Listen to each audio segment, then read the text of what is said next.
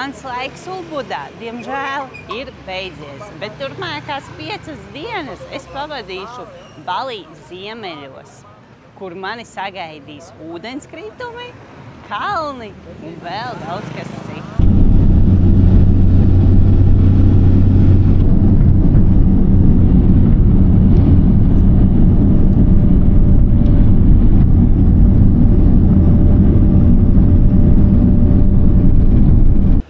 Pēc 2 stundu brauciena ar mikroautobusu esmu sasniegusi Munduka ciematu.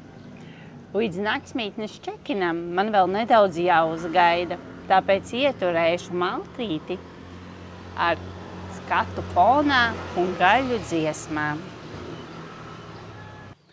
Parādīšu jums, kur es pavadīšu turpmākās 5 naktis Munduka ciemata naktsmītnē. Tējkanna, 2 ūdeņi, tēja un kafija, ausu aizbāžņi, kā arī maziņš leduskapītis. Vannas istaba.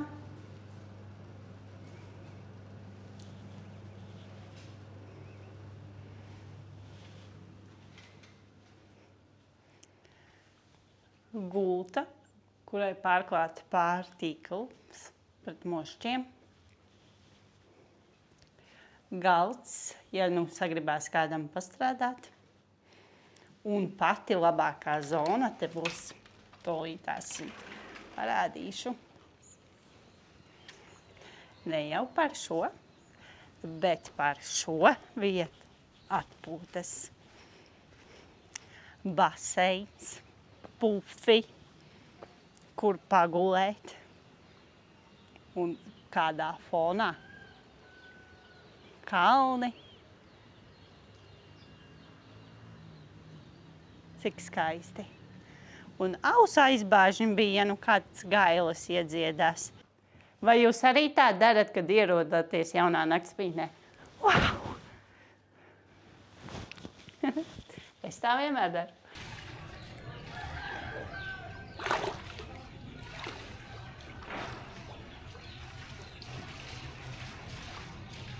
The next day. Labs rīts visiem! Vakar es izbaudīju mierīgu atpūtu pie baseina savā naktsmītnē, bet šodien laiks doties pārgājienā uz vairākiem ūdenskritumiem tepat tuvākajā Munduka apkārtnē.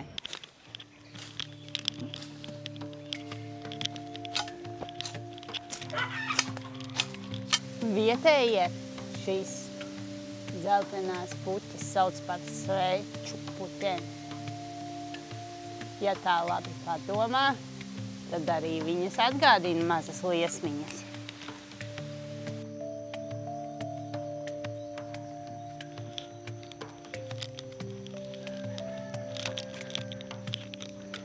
Nav obligāti jāņem savs privātais šoferis vai arī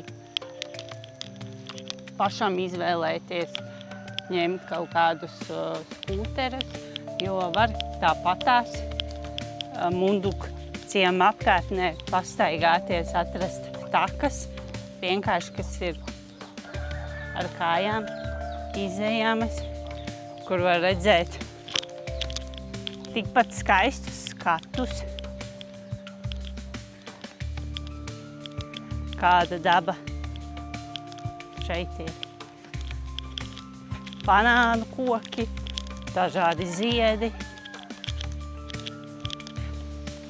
Būtu jādzird ļoti putnu čimināšana, bet vairāk es dzirdu gaļu dziesmas.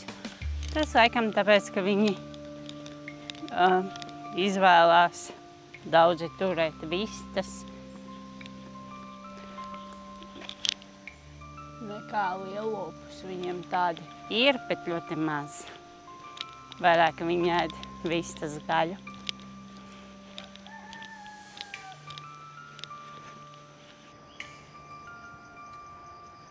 Šie ir banānu koki. Tie dod ražu 2 reizes gadā, un tad tie koki tiek nocirsti un viņi uzaug no jauna. Lai uzaugtu viens koks, pietiek ar vienu mazu sēkliņu.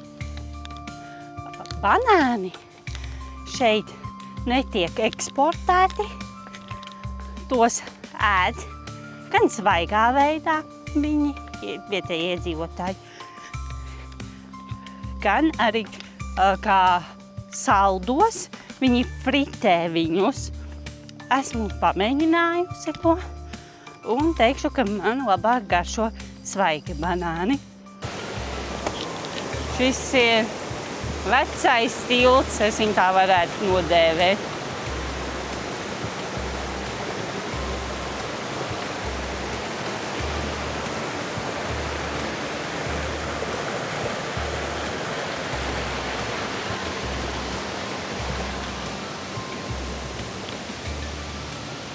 Esmu sasniegusi pirmo ūdenskritumu, ko sauc par melancīnu.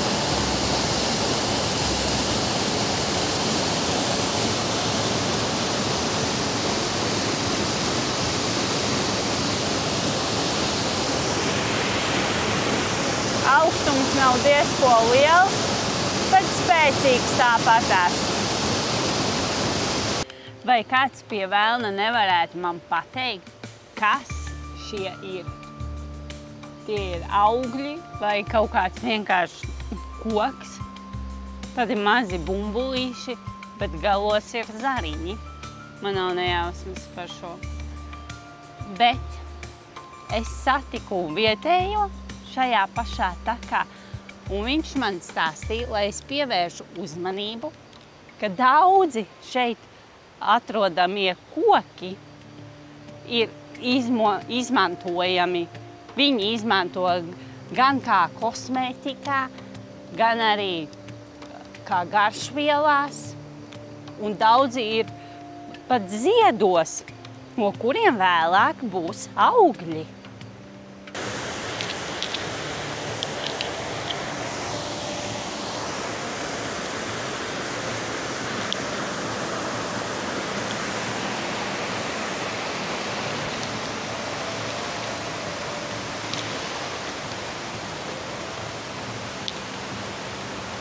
Jā, ir vieta, kur pasēdēt, bet nāk virsū liels mitrums.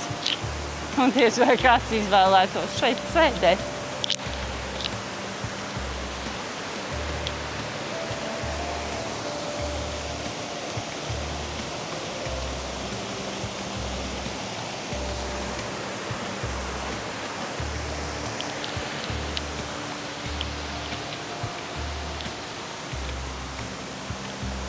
Lambuhan kebo.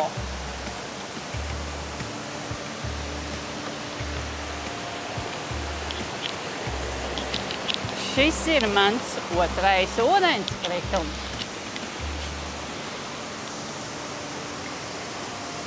Spēcīgs gan.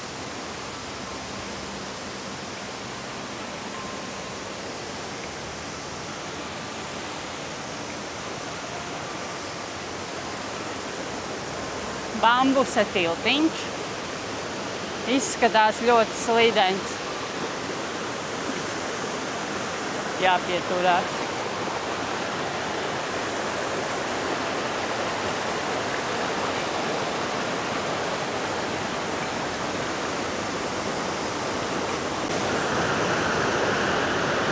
Šis noteikti ir daudz iespaidīgāks par pirmo redzēto ūdenskritumu. Vienīgais mīnus ir šausmīgas šļakatas virsū.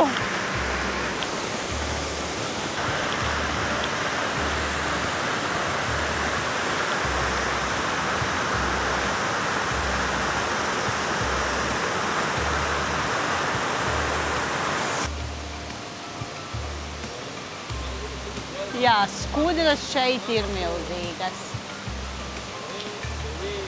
Un šie bambus koki nebeidz mani pārsteigt. Un lūk, papajas.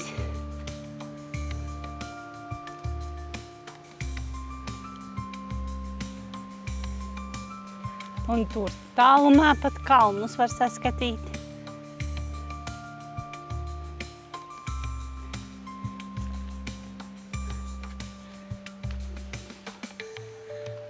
Tagad es dodos uz noslēdzošo trešo ūdenskritumu. Redzēsim, kāds tad tas būs. Šeit jau parādās vietējo darinājumi. Šī gan jauka. Hello. No, thanks.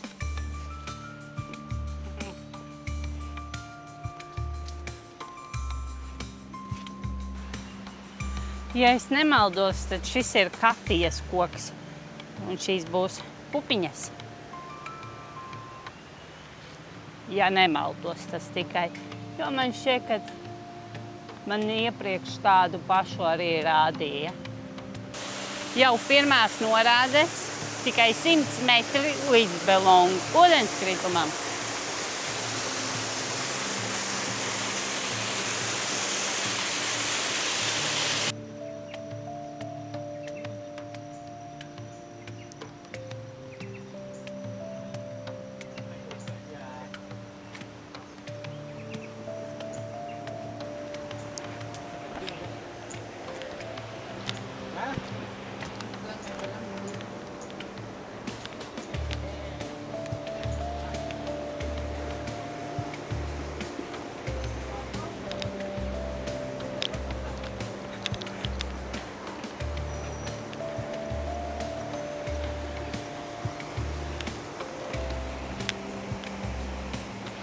Kāds apaudzis.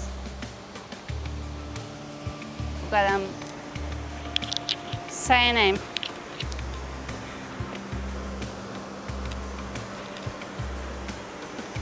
Ja nav lietusargs un uznāk lietus, tad var nopulkt šādu lapu un turēt sev uz galvas. Es domāju, ka tā būs tikpat liela kā dažs labs lietusargs. Hello.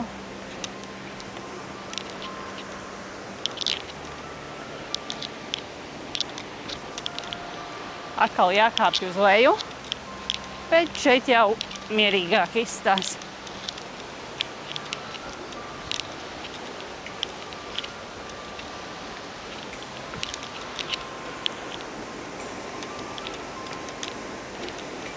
Pieturēties ir.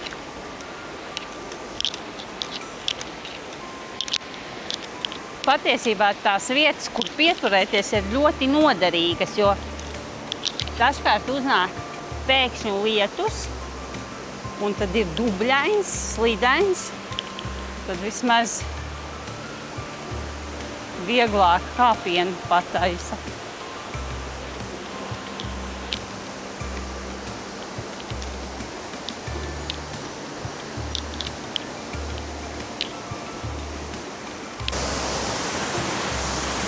Kā trešais noslēdzošais ūdenskritums ir ieskauts klintīs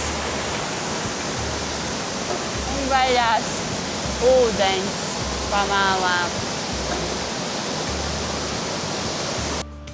Ne tikai augi, bet arī dzīvnieki šeit ir dažādi. Kāda zila krāsa viņam. Viņš kaut kā negrib lidot. Kā izrādās, nav tikai 3 ūdenskritumi, bet 4 šajā mazajā pārgājienā.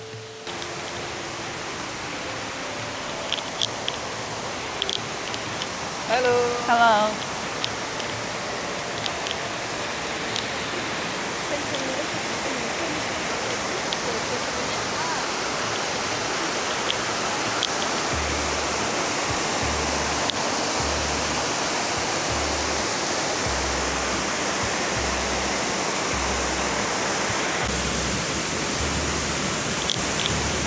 Šeit var ļoti tuvu pieiet ūdenskritumam.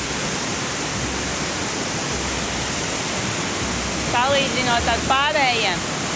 Bet vienu gan es nesaprotu, kāpēc šo Ūdenskritumu sauc par sarkano korali.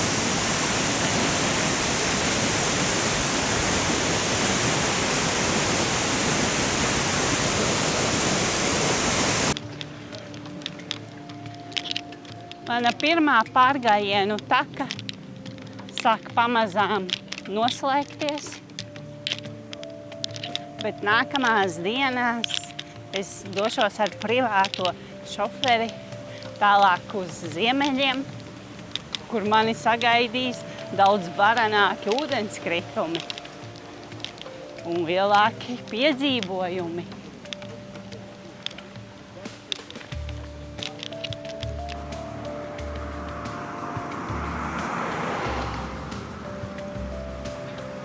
Tāda diezgan čaura maliņa, pa kuru jāiet man ir atpakaļ.